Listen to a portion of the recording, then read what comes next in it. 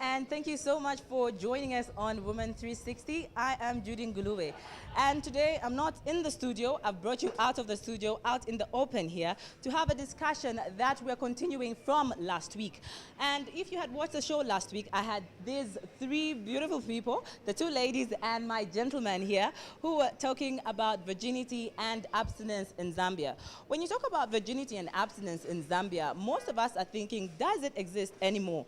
Is it really in existence? Last week, we went into the streets of Lusaka to just get views of people and what they think about virginity. I gave them a range. If there are 5 people, how many people do you think are virgins? And of course, some were saying 0, others were saying 1. But then, I've brought these 3 here. Here, the gentleman is Shagu, then there's Tehila, and then this is Nina. They're all ranging from 22 years old to 26 years old. Now, these 3, what is so special about them? They're all virgins. And here at Arcade, I have a lovely, lovely, lovely audience. We've just picked people at random to ask these guys questions that they want to know.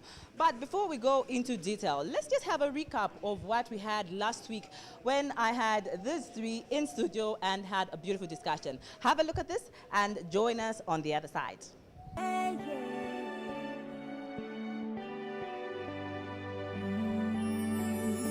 Let's define virginity. What is virginity? Okay, I think I can take up that one. Yes. Virginity is a state of a person who was never engaged in sexual activities. A virgin is a person that has never been involved in any sexual relations, or in a layman's language, I'll say a person who never had sex before.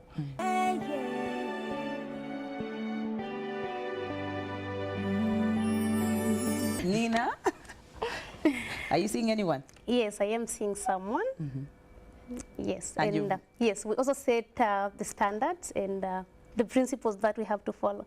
Okay. Yes, but no sex outside married. Yes.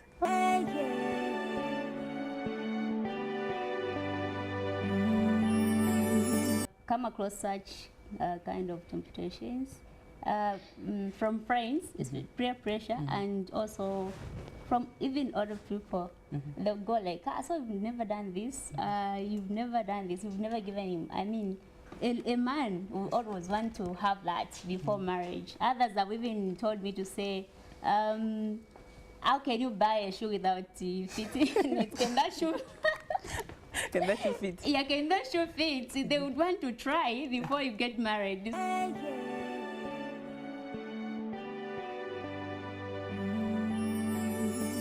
All right, so that was the discussion that we had last week. But today, we are here out in the open, just picking people at random to ask these guys a question about virginity, about abstinence.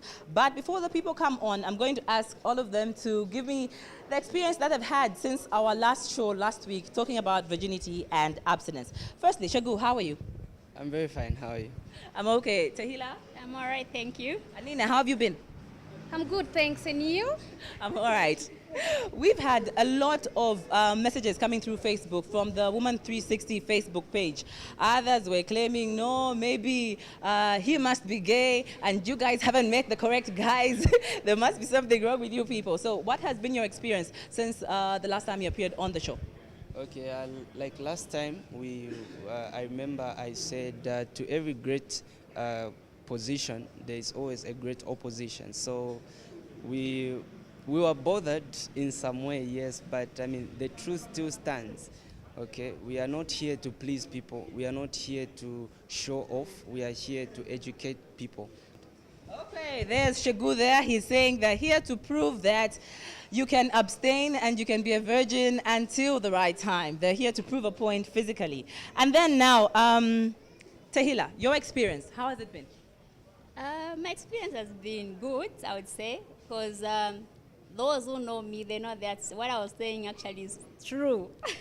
It's the truth, nothing but the truth. And then those that don't know me would go like, is it really true? When you're saying the truth, seriously, the way you are and everything, can a man just leave you the way you are? And I'll tell them that, no, it's because of myself, the principle that I've set. Nina, you are coming from the University of Zambia, where freedom is just there. How has it been since the last time you were on the show, and what has people been telling you, and what would you like to tell people? For me, my experience was amazingly awesome.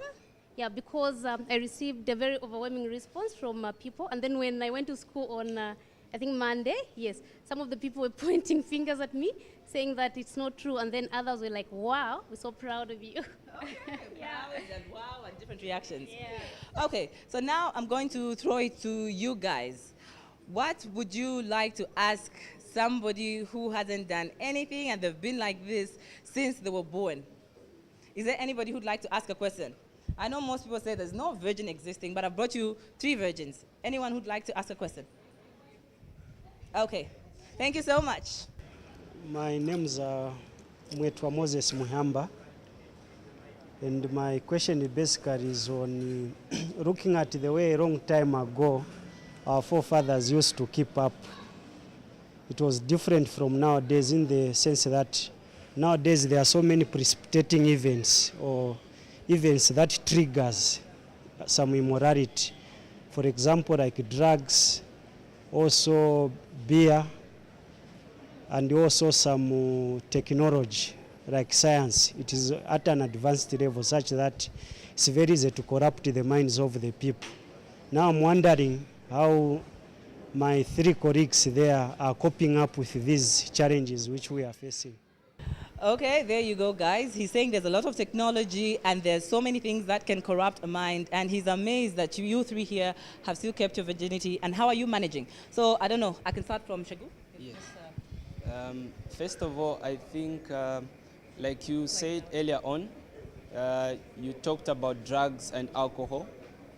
From our recent study, it shows that alcohol and drugs increases the drive for pleasure, and it increases the willingness for an individual to take risks. You know, when one is drunk, for example, they can overdrive without noticing the speed of the vehicle. They take risks because of drugs and alcohol. And one of the things which has kept us, in spite of all these things that have been occurring, like internet, you know, all this technology, has been, like she said, boundaries. You know, we know what we want from internet, we know what we want from people, we know what we want from society. We are not exploiting technology, we are not exploiting alcohol, drugs, and you know, all of us here are believers, and it's against Christianity to do certain things, and that has helped us to come this far. It's not really that we don't use the internet, it's not really that we are not into technology. I, for one, I'm studying computer science, you know, so you can imagine we are all over the internet, but there are just certain things which we cannot touch, which we know that they'll corrupt our mind. Thank you. Okay, it's like Shegu, my friend here, summarized everything. But first of all, I would say mindset also. It starts from the mindset. If you have told yourself to say, I'll never do this before I get married, then you will never do it, because it starts from here. If you start to think, no, okay, let me try, let me do this, then you end up doing it. Everything that we do starts from thinking, starts from from our minds, and then we react to that. Then so it starts from there. And the other thing we can say that the most important thing that has kept us maybe to reach this far is because of God fearing. Yes, God has, and also the spirit of self-control, because self-control is one of the fruits of the spirit. So if you tell yourself, I'm not going to do this, you tell your flesh. I mean, you can tell your flesh, you can't do this because this is not supposed to be done at this particular time. Okay, I think my friends have said almost everything, but all I can say is that the fear of God is what has helped me to be where I am today. And yes, I know where I stand as a person and as a woman. Thank you so much, Nina. Have they answered your question, sir?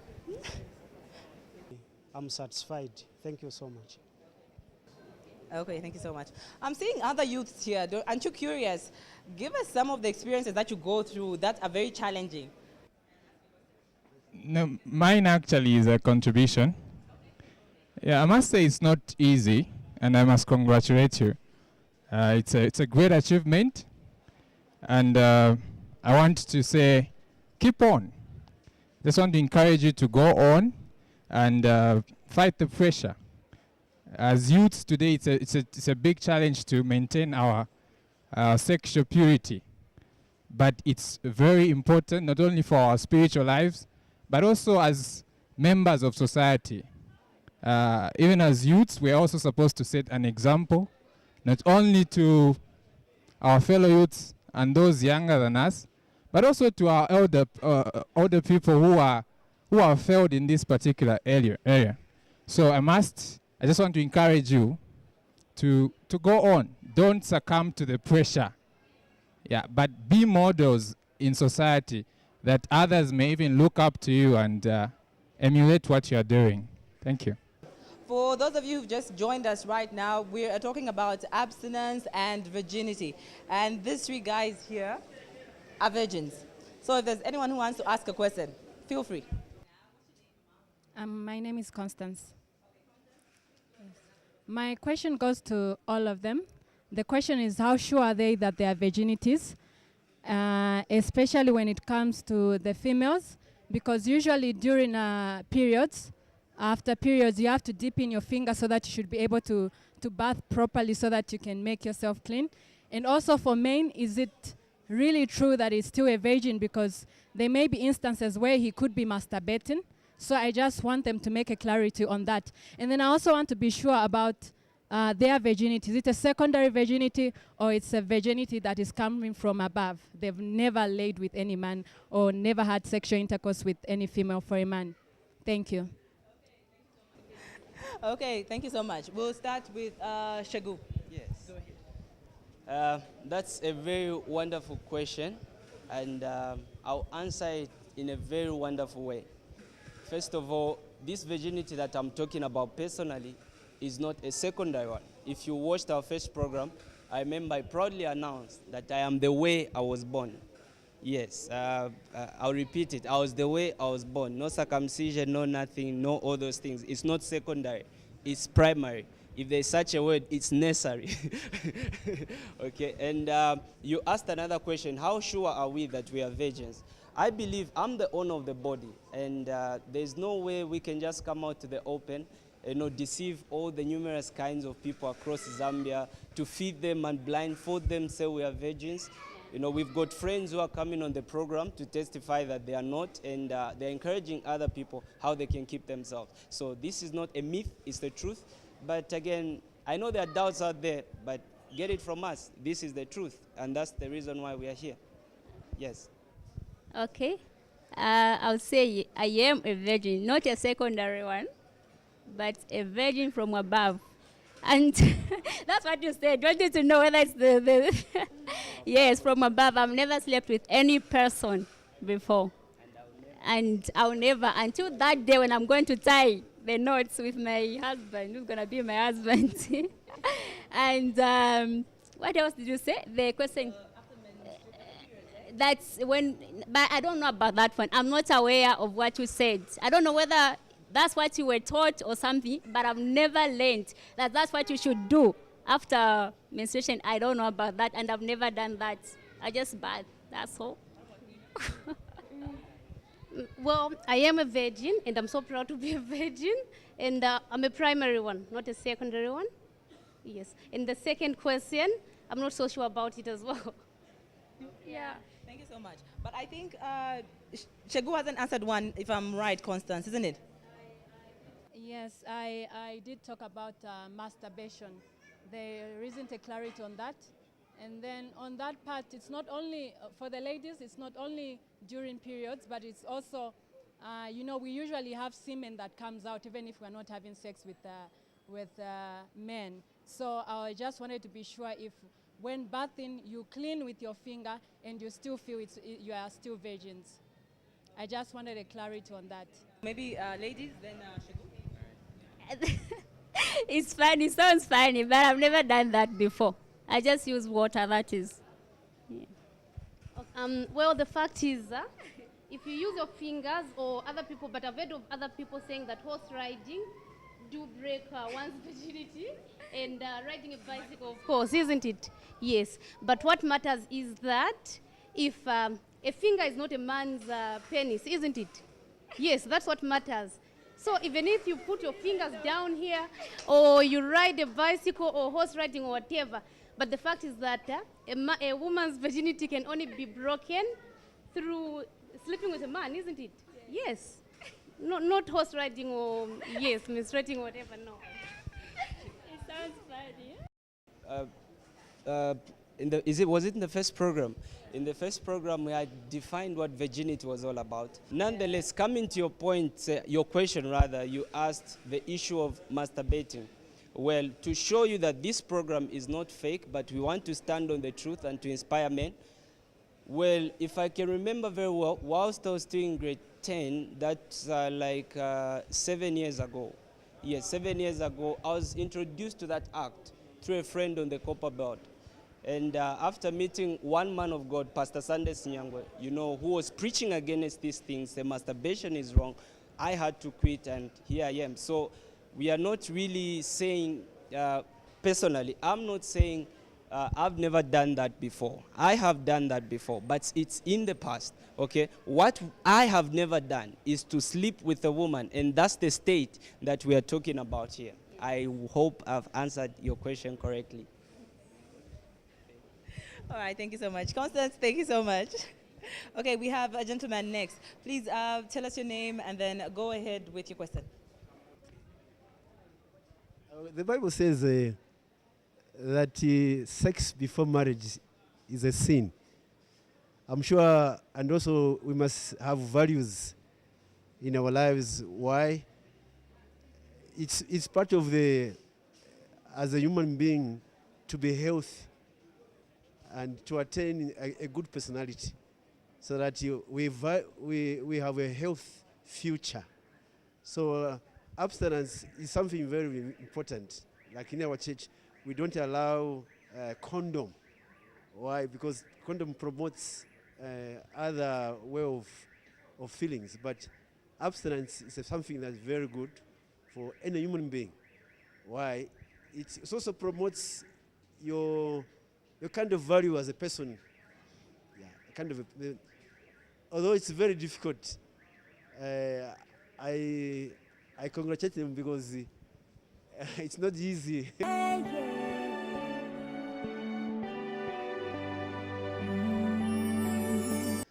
Actually, my name is Matthew Tembo, and I want to say that these days it's really hard to know that this is a virgin or what. But the question, there are some false challenges which come across us people, but I want to ask those people there who are saying that they are virgins. How do you come, you fight for those challenges, hard challenges, like false challenges which come in you, across you every time when you go out there? There are some challenges which are strong, which you feel like to resist sometimes, but you just feel like you can resist them. Yes, please. Okay, thank you so much. So we can start with you, Chico. Okay. How do you resist? How do you resist? The first thing to resisting is, first of all, coming to understand and to know what to make you to fall into the trap of sex. And by so, I mean you need to know what makes people to do what they do before you can come to the point of resisting it. I want to outline 3 pressures that are pressing young people to lose their virginity. There's one that we call peer pressure, which is the pressure you get from friends, your peers, your classmates, your associates, okay? There's the pressure that you get from a partner. Those people that are engaged in relationships, you have pressure from your partner to say, if you really love me, let's have sex. Okay, and then there's also the pressure that you get from social and media organizations. Okay, social media organizations take, they make profit on the responsiveness of man to sexual stimulus. So when you understand what makes people to do certain things, then you'll be able to overcome. But if you don't know what to overcome, then you cannot overcome. So the first step, first of all, is to know what makes people to lose their virginity, what makes people to indulge themselves into these habits. I hope I've answered your question. Okay, you said how do you overcome those temptations that maybe we encounter? Yeah. I would say the first thing, like I said earlier on, that it's about the mindset, yes. You can overcome them. The Bible says everything is permissible, but not everything is beneficial. Yes. So you have to know which is that thing that you are doing. You have to know you have to ask yourself a question to say, what am I going to achieve from what I'm going? From what I'm doing. What I'm doing, you ask yourself, what this that I'm doing, what am I going to achieve? Yes, from this. Are the consequences negative or positive? Then if you know if they're negative, then you have to refrain from the negative side of it. And then concentrate on the positive, because you know that if you have premarital sex, I think the value of yourself, I think you demean the valueness of yourself. One, yes, the self-esteem, I think you lower your self-esteem, you lower that self-esteem. Yes, you have to know that, okay, if you keep yourself pure, even God will be pleased with you. Even that day when you'll be getting married, your wife or your husband won't have any negatives about you. We'll be saying, okay, if this person stayed for these years without having sex, then I think she must be faithful and she can't do anything negative outside marriage. That is. Okay, and for me, I know that sex outside marriage is a sin, and for that, I thank God that He gave me the self-control. God gave each one of us self-control. So if I'm tempted in such a way, if I'm tempted in such a way, I just have to control myself, and I know that sex outside marriage is a sin. So I just have to control myself and have got principles and values that help me as well. All right, thank you so much, Nina. All right, Tambani, so you've heard what these guys have to say. They've explained why they remain virgins and why they think it's very important. So you can now go ahead and ask your question. All right, so I think that was so inspiring. I want to congratulate you guys. You're so inspiring to us young people. And I think that my question then is, why are there so few virgins? What influences people to act that way, and what is your inspiration? What makes you so different? I mean, if everyone else is doing it, why isn't it so easy for you just to go with the flow? What is that power that keeps you standing, for instance, in taking a stand for being a virgin, being proud? Because not everyone is proud about it. You know, that's why they lose it, for instance. Yeah, that's really my question. What's that power? What makes you stand? What's your inspiration? Thank you so much, Tambani. I like that. There's one part where you can be a virgin and stay there in the closet and say, it's my virginity, I won't discuss it with everybody. But then there's this other aspect where you guys have come out in the open to talk about it and be proud of it. So he's asking, how come? How do you manage? What makes you do that? Okay, let me ask his first part of the question, then I'll give the other part to the other ladies. You asked, why are there few virgins today?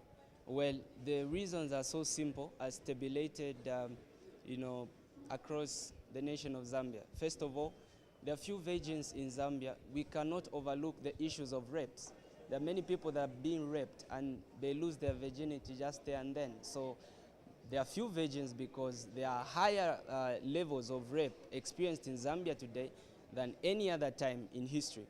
Then two, it's, there are so many reasons that make people not to hold their virginity. I can maybe give you three. Out of the so many that I know. One of them is the desire to be loved. Everyone wants to be loved. Check everybody's phone. From 8 to whatsoever age, you find that they're in relationships now. They desire to be loved. There's a saying which goes like this. They say, men use love to get sex, and women use sex to get love. Okay. Women sometimes will just give themselves to a man in order to win their love, in order to get their ring, their engagement ring, so that they can settle in marriage. So there's that issue of the desire to be loved. There's also, like I said, peer pressure from your partner. I also talked about media and social pressure. They say condomize and everything. That's pressure. And then also there's an aspect of lacking self-control. The lack of being taught the right things at the right time in the right place. There is a wrong kind of sex education today. You know, they'll say, use a condom. They'll tell you experience makes better. You can't go and marry without having experience. All those are factors that constitute why, or that answer your question, why young people are not virgins today. Why 1 out of 10 can be a virgin. Okay, the second question was why have we come in the open? I think we've summarized it, or we've said that the reason why we've come in the open is to sensitize our fellow youths to say they can still make it, to say they can still make it, they can still make it and stay pure.